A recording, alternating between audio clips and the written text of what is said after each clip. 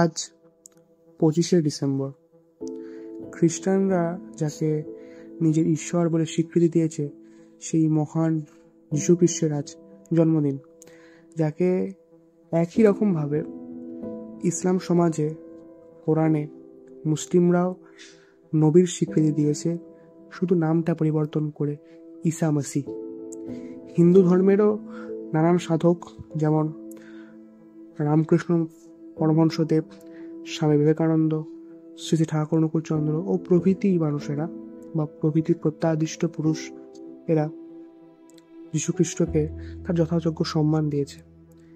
তাকে কখনো বিধর্মীর নজরে দেখতে ভারতীয় কালচার বা ভারতীয় সংস্কৃতি শেখায়নি।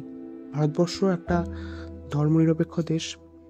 যীশুখ্রিস্ট, যিনি মানবতা প্রতিষ্ঠার জন্য নিজে ক্রুশবিদ্ধ হয়েছিলেন, যিনি ভালোবাসার মহান্নতম বার্তা সমাজকে ছড়িয়ে দিয়েছিলেন, তার জন্মদিনকে এক অভিনবভাবে পালন করার ভাবনা চিন্তা আমরা স্বস্তির পক্ষ থেকে নিলাম।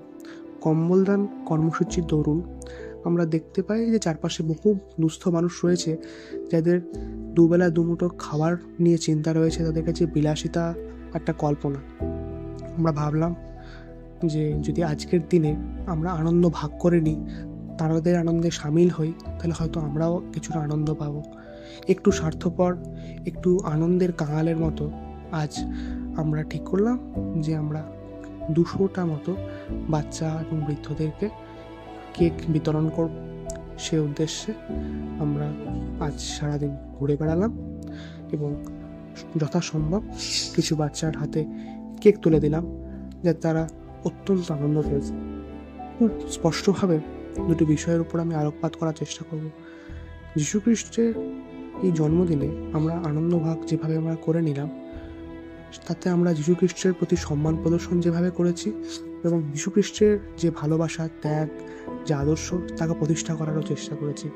কিন্তু তার পাশাপাশি কোনো রকমভাবেই আমরা ধর্মান্তকরণ, যেখানে একটা মানুষকে অন্য ধর্মে আনার চেষ্টা করা, তাকে প্রতারণা করা, ম্যানিপুলেশন, এগুলো সমর্থন আমরা করছি না। আমরা যারা স্বস্তির সাথে যুক্ত, তারা ধর্মনিরপেক্ষভাবে সমস্ত কাজগুলি সম্পাদনা করার চেষ্টা করছি। কিন্তু এর সাথে কোনো রকমের সাম্প্রদায়িক পরিস্থিতি কিংবা কোনো রকমের সম্প্রদায় যে ধরনের ভুল আচরণগুলো করে, তার সাথে আমাদের কোনো সম্পর্ক নেই।